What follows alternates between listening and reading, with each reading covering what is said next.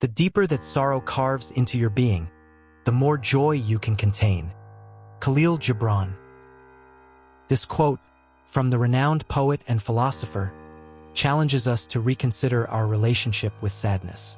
While often perceived as an unwelcome guest, a storm cloud darkening our sunny days, sadness, in its depths, holds a unique beauty and transformative power. It's a sentiment echoed in the startling statistic that over 80% of adults experience significant sadness or grief at least once in their lives. This highlights the universality of sadness, reminding us that it is an intrinsic part of the human experience, not a deviation from it.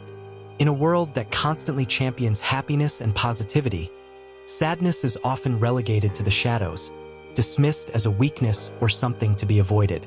We are encouraged to cheer up, look on the bright side, and put on a happy face. But what if, in our relentless pursuit of happiness, we are missing out on the profound beauty and wisdom that sadness has to offer? What if, by turning away from sadness, we are neglecting a crucial aspect of our humanity, a wellspring of empathy, creativity, and resilience? This video explores the often overlooked beauty of sadness, delving into its philosophical and psychological significance. We will challenge the societal stigma surrounding sadness, examine its role in art, literature, and personal growth, and ultimately, reveal how embracing sadness can lead to a deeper understanding of ourselves and the world around us. From a young age, we are conditioned to believe that sadness is negative, a storm cloud threatening to disrupt our sunny disposition, something to be suppressed or overcome. We are taught to associate sadness with weakness, failure, and even mental illness. This societal stigma surrounding sadness can lead to feelings of shame, isolation, and a reluctance to seek help when struggling with difficult emotions. It can create a culture where people feel pressured to hide their true feelings, leading to a sense of disconnection and inauthenticity. This aversion to sadness is deeply ingrained in our culture. We see it in the way we talk about emotions, in the way we raise our children, and in the way we portray sadness in the media. Happiness is often presented as the ultimate goal, the key to a successful and fulfilling life. Sadness, on the other hand, is often portrayed as a temporary setback, an obstacle to be overcome on the path to happiness. This can lead to a sense that sadness is something to be ashamed of, a sign that we are not doing life right. This societal pressure to be happy can be particularly challenging in a world that is increasingly fast-paced and demanding. We are constantly bombarded with messages telling us to be more productive, more successful, and more fulfilled. This can create a sense of inadequacy and a fear of falling behind if we are not constantly striving for happiness. The pressure to present a happy facade can be exhausting, leaving little room for genuine emotional expression and self-acceptance. Think about a time when you experienced a significant loss, the death of a loved one, the end of a relationship, or the failure of a dream. You may have felt a profound sense of sadness, grief, and even despair, as if the world had lost its color and a heavy cloak of sorrow had enveloped you. But did you also notice, perhaps later, a heightened sense of awareness, a deeper appreciation for the preciousness of life, and a renewed sense of connection to others who had experienced similar losses? These are the hidden gifts of sadness, the unexpected fruits that can blossom from the seeds of sorrow, like delicate wildflowers emerging from the cracks in a weathered stone wall. Sadness has been a central theme in philosophical discourse for centuries. Different schools of thought offer unique perspectives on its role in the human experience. Stoics, like Seneca and Marcus Aurelius, believed that while sadness is a natural human emotion, like the ebb and flow of the tide, it should not be allowed to control us, to pull us under its current. They advocated for acceptance of adversity and cultivating inner peace through reason and virtue, like a sturdy ship navigating a stormy sea. Stoicism encourages us to focus on what we can control, our thoughts and actions, and to accept what we cannot control, including the inevitable sadness that life brings, like accepting the changing seasons. This acceptance doesn't imply passivity. Rather, it's about recognizing the limits of our control and focusing our energy on responding to challenges with wisdom and integrity. For the Stoics, sadness, like other emotions, is a judgment about the world. Epictetus, a prominent Stoic philosopher, famously said, It's not things that upset us, but our judgments about things. This suggests that we have the power to reframe our perspectives and choose how we respond to sadness. Instead of being consumed by grief, we can choose to focus on the lessons learned, the strength gained, and the opportunities for growth that emerge from adversity. To navigate sadness, the Stoics offered practical techniques like negative visualization, imagining the worst-case scenario to prepare for setbacks and appreciate what we have, and the dichotomy of control, distinguishing between what we can and cannot control. These techniques encourage us to take a proactive approach to managing our emotions and finding peace amidst life's inevitable challenges. Existentialist philosophers such as Jean-Paul Sartre and Albert Camus saw sadness as an inherent part of the human condition, like the weight of the world resting on our shoulders, arising from our awareness of our own mortality and the inherent meaninglessness of existence. They argued that by confronting this existential angst, by staring into the abyss, we can find freedom and authenticity in creating our own meaning and purpose, like a painter creating a masterpiece on a blank canvas. Existentialism encourages us to embrace the freedom and responsibility that comes with recognizing the absurdity of existence, finding meaning in our own choices and actions, even in the face of sadness and uncertainty. Buddhism views sadness as arising from attachment and craving, like clinging to a fleeting mirage in the desert. By letting go of our attachments to impermanent things, we can reduce suffering and find inner peace, like releasing a bird from its cage. Buddhist teachings emphasize mindfulness and compassion as tools for navigating sadness and finding liberation from suffering, like a beacon of light guiding us through a dark forest. Through mindfulness, we can observe our sadness without judgment, allowing it to arise and pass without being swept away by its current. Compassion, both for ourselves and others, allows us to connect with our shared humanity and find solace in the midst of suffering. These diverse philosophical perspectives highlight the complex and multifaceted nature of sadness, its connection to the human condition, and its potential for both suffering and growth. By exploring these different viewpoints, we can gain a deeper understanding of our own relationship with sadness and its role in our pursuit of meaning and fulfillment. Sadness has been a muse for artists, writers, musicians, and filmmakers throughout history, inspiring works of profound beauty and emotional depth. Van Gogh's turbulent brushstrokes and melancholic palette in paintings like Sorrowing Old Man and Wheatfield with Crows capture the raw intensity of human despair, like a storm raging within the soul. Edvard Munch's The Scream expresses a primal scream of existential angst, a cry echoing through the vast emptiness of existence. Picasso's blue period paintings, dominated by shades of blue and gray, reflect his own period of profound sadness and loss, like a world drained of color and vibrancy. These works of art, born from the depths of human sadness, invite us to contemplate the complexities of the human condition and find beauty in the expression of raw emotion. Beethoven's Moonlight Sonata, with its haunting melody and melancholic undertones, evokes a sense of longing and introspection, like a solitary figure gazing at the moonlit sea. The blues, born from the suffering and hardship of African Americans, channels the pain of loss, injustice, and unrequited love into a powerful form of musical expression, like a soulful lament rising from the depths of the human spirit. In classical music, Gustav Mahler's symphonies often grapple with themes of mortality, loss, and the search for meaning in a world filled with suffering, like a symphony orchestra playing a requiem for the human condition.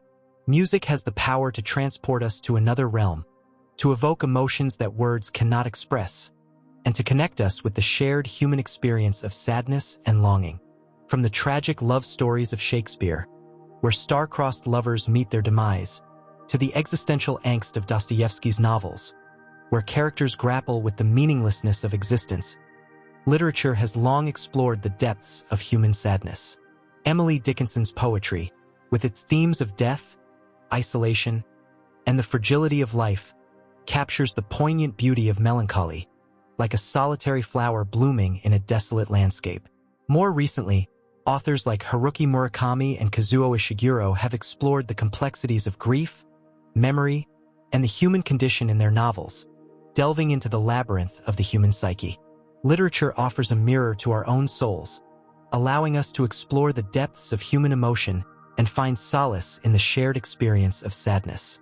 Different cultures have unique ways of understanding and expressing sadness. The Japanese aesthetic of mono no aware finds beauty in the transience and impermanence of life, recognizing that sadness is an inevitable part of the human experience, like the cherry blossoms that bloom briefly but magnificently before falling to the ground. In some indigenous cultures, sadness is seen as a necessary part of the grieving process, allowing individuals to connect with their ancestors and the spirit world, like a bridge connecting the living and the dead. By exploring these diverse cultural perspectives, we can gain a deeper appreciation for the universality of sadness and its role in shaping our understanding of the world. By exploring the diverse expressions of sadness in art and culture, we can gain a deeper appreciation for its universality and its power to inspire creativity, empathy, and connection. Recent advances in neuroscience have shed light on the biological underpinnings of sadness, revealing its complex interplay with the brain and its potential benefits. Neuroimaging studies have shown that sadness is associated with increased activity in certain brain regions, including the amygdala, involved in processing emotions, and the hippocampus, involved in memory. This suggests that sadness plays a role in processing emotional experiences and consolidating memories, helping us to learn and grow from our experiences, like a sculptor chiseling away at a block of marble to reveal the hidden beauty within. Sadness serves an evolutionary purpose, signaling to others that we are in need of support and prompting us to withdraw and conserve energy during times of stress or loss, allowing us to reevaluate our priorities and make necessary changes in our lives, like a gardener pruning a tree to encourage new growth. Interestingly, research has shown that sadness can enhance creativity and problem-solving abilities. A study published in the journal Psychological Science found that individuals in a sad mood were better able to solve analytical problems and generate creative ideas. This suggests that sadness can promote a more focused and attentive mental state, conducive to deeper thinking and problem-solving. While sadness can be a painful and challenging experience, like navigating a treacherous mountain path, it can also foster resilience, the ability to bounce back from adversity and emerge stronger on the other side. By confronting and processing our sadness, we develop coping mechanisms, emotional intelligence, and a deeper understanding of our own strengths and vulnerabilities. This can help us to navigate future challenges with greater confidence and resilience, like a ship weathering a storm and emerging stronger and more seaworthy. The concept of post-traumatic growth refers to the positive psychological changes that can occur following a traumatic or challenging experience. Research has shown that individuals who experience post-traumatic growth often report a greater appreciation for life, stronger relationships, and a renewed sense of purpose. Sadness can be a catalyst for this growth, prompting us to reevaluate our priorities and find new meaning in our lives. In today's society, there is a growing trend towards toxic positivity, a relentless pressure to be happy and optimistic all the time, like a mask we wear to hide our true feelings. This can lead to the suppression of sadness and other negative emotions, creating a culture where individuals feel ashamed or inadequate for experiencing the full spectrum of human emotion. Social media can exacerbate this pressure, creating a curated world where everyone seems to be living perfect, happy lives, like a stage where everyone is performing their idealized selves. This can lead to feelings of inadequacy and a reluctance to share our struggles with others. However, there are also signs of a growing awareness of the importance of embracing sadness. Contemporary literature, film, and music often explore the complexities of sadness and its role in the human experience, offering a space for authentic emotional expression. Sadness can play a complex role in our relationships with others. On the one hand, shared sadness can deepen connections and foster empathy. When we share our vulnerabilities with others, we create a space for intimacy and trust. Bonding over grief, loss, or shared struggles can create a powerful sense of connection and mutual support. On the other hand, unchecked sadness can harm relationships. If we are unable to process our sadness in a healthy way, it can lead to withdrawal, irritability, and resentment. It's important to find healthy ways to express our sadness and seek support from loved ones when needed. In therapy, Sadness is often seen as a valuable emotion that can provide insights into underlying issues and promote healing. Therapists can help individuals to explore their sadness, identify its root causes, and develop healthy coping mechanisms. Catharsis, the release of pent-up emotions, can be a powerful tool for processing sadness. This can involve crying, journaling, or engaging with melancholic art. Therapeutic approaches like acceptance and commitment therapy, ACT, encourage acceptance of sadness and other difficult emotions, rather than trying to suppress or avoid them. While embracing sadness can be beneficial, it's important to consider the ethical implications. Seeking beauty in sadness should not lead to the romanticization of suffering or the glorification of pain. It's crucial to recognize that sadness can be debilitating and that seeking help is essential when struggling with overwhelming emotions. Embracing sadness can foster compassion and altruism, motivating us to alleviate the suffering of others. By understanding our own pain, we can develop a deeper empathy for the struggles of others and be more inclined to offer support and assistance. Throughout history, countless individuals have found beauty and meaning in sadness. The writer C.S. Lewis transformed his grief over the loss of his wife into a grief observed, a poignant reflection on love, loss, and faith, like a sculptor transforming a block of stone into a monument of love and remembrance. The musician, Leonard Cohen, explored themes of love, loss, and spirituality in his melancholic songs, finding beauty in the impermanence of life, like a poet weaving words into a tapestry of human experience. These personal narratives demonstrate the transformative power of sadness and its ability to inspire creativity, empathy, and connection. In a world that often shuns sadness, it is important to remember that sadness is not a weakness, but a natural and essential part of the human experience. Sadness can be a source of beauty, growth, and connection, leading us to a deeper understanding of ourselves and the world around us. It is a teacher, a guide, and a companion on the journey of life. By embracing sadness, we can learn to appreciate the full spectrum of human emotion, recognizing that both joy and sorrow are essential parts of a rich and meaningful life. We can learn to find beauty in imperfection, resilience in adversity, and connection in shared vulnerability.